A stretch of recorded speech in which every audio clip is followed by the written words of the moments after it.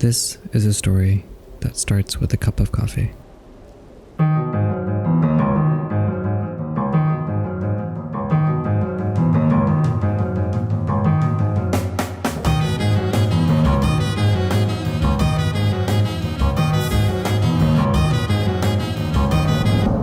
I believe that the best travel stories are ones that are unscripted. But my trip to Japan was something that I was trying to script all too much.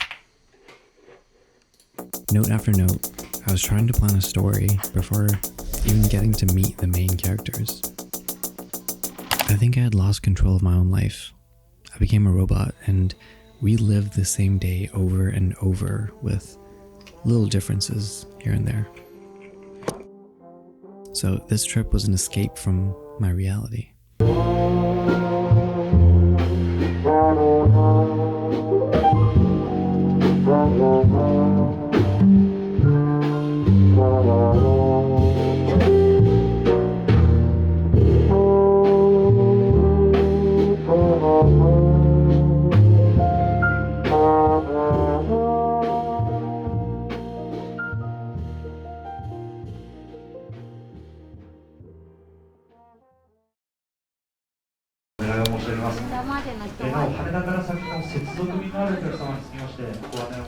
I was on the airplane playing Pokemon, and I think the excitement was starting to kick in that we were going on this trip.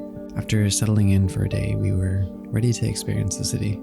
I found this little coffee shop on Google Maps that I wanted to go to. The coffee shop was only 10 minutes away, but when Scott and I stepped outside, we realized the city would be getting a fresh coat of snow this morning, and a 10-minute journey felt like an eternity.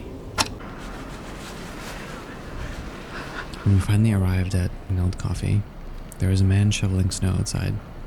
We were told to wait a little bit as he needed to clear the sidewalk, so we killed some time inside a Family Mart. When we finally went inside the shop, I felt like I was in some fictional scene. The store was dimly lit, but just enough for you to make out the subtle details scattered everywhere. It was small and cozy, and it contrasted really well with the landscape outside, which was bright and cold and almost too quiet. So I enjoyed this little warmth. Sitting at the bar was the right move. Behind was a seriously impressive collection of CDs and records. I even took a photo to steal a bunch of music. Initially, it occurred to me to ask him for a specific artist to play, but every song he played was something I really enjoyed. He was truly a master of his own space, controlling the environment in every manner, and I didn't want to tamper with that. We tried to talk to the owner, scraping together any Japanese we know, managed to get to know him a little. His name was Ishida. As we savored this experience, we had to plan for our next stop, which would be Yodobashi Camera. Ishida overheard us say the name and gave us a little recommendation. He said, if you're going in that area, please visit Trio Club Coffee. It's my friend's cafe, and his name is Mitsu. His recommendation held some weight for us because we really admired his dedication to his space.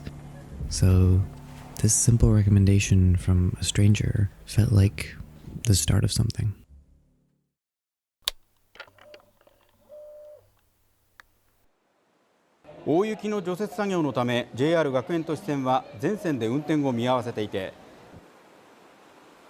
The weather and the trains were not in our favor that morning, but for Scott and I, that wasn't a problem. And with Trio Coffee just around the corner, we were going to start our afternoon on a good note. Once we were seated inside the cafe, I could see how Mitsu and Ishida are friends. They're both physical media fiends and make great coffees. After talking with Mitsu more, eventually we asked for some recommendations, and he seemed to be under the impression that we enjoyed jazz. So after he retreated to his den to make drinks for other customers, Scott and I munched away at cheese on toast and one of the best chocolate cakes any cafe has served to us. After a while, I go up to pay the bill and speak some Japanese that I know. Sumimasen o kanjo onegaishimasu.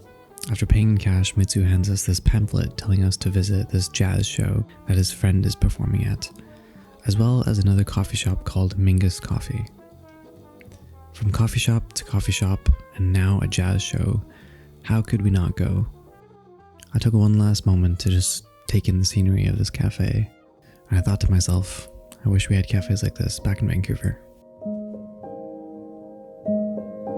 記録的な大雪から1週間、札幌はまた大雪に見舞われ、積雪は1メートルに迫りました。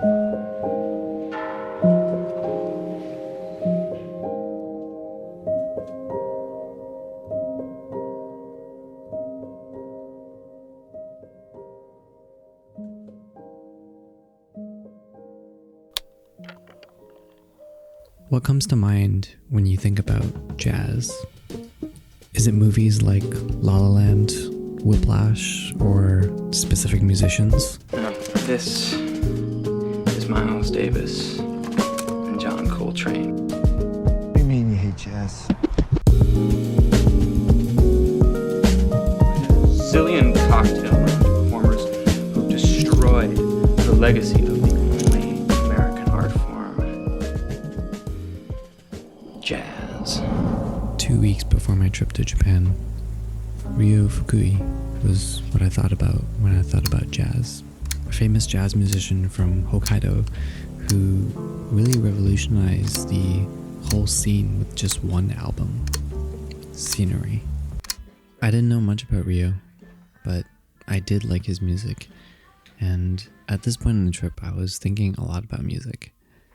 With the jazz show only hours away, I was growing hesitant on going, but our friends Matt and Bowden insisted that we go.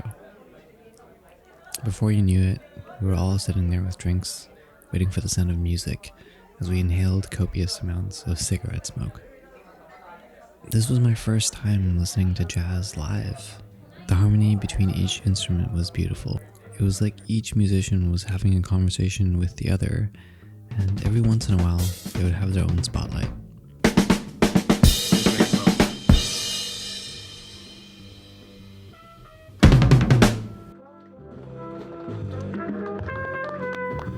A kind voice crept up from behind us.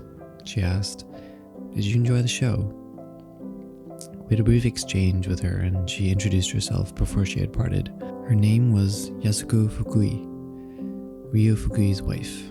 It took me a moment to process who we actually just met, and later that night, I realized we went to Ryo's very own jazz club.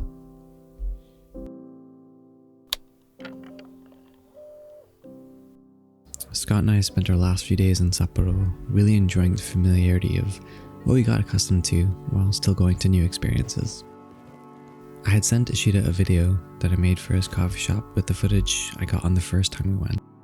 Well, Scott had crafted this beautiful drawing of the cafe and the unforgettable scene of our first time inside Nel Coffee. We headed to Nel for the last time, sitting at the bar once again.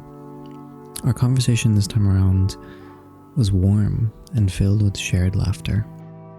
Eventually Scott tore out his drawing from his sketchbook and gave it to Ishida, and his smile was infectious. Knowing that this was our last time at Neld, we really took in the moment and just watched him do his thing and savored the bitterness of the coffee and the sweetness of the cake.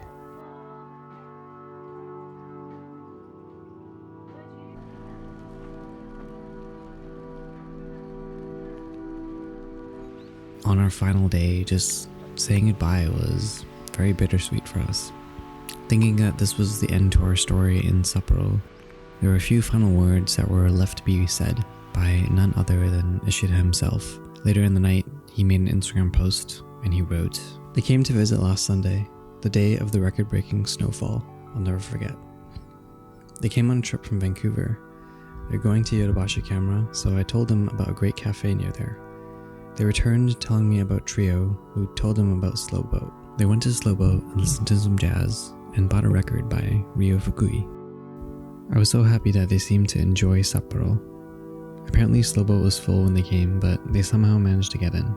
They were listening to jazz with such pure eyes. That's what Yasuko told me when she came for coffee earlier. I was really encouraged by seeing Yasuko, who was looking forward even at the age of 70, saying things like, "I have more to do because of encounters like that. Thank you 3 times for stopping by before you go home tomorrow," and gifting me an illustration of the shop. When I asked him what he did during his trip, the moment he answered that he had been to 4 hard-offs, I knew we were friends. I regret not getting a photo of those 2. See you soon. Arigato. Ishida.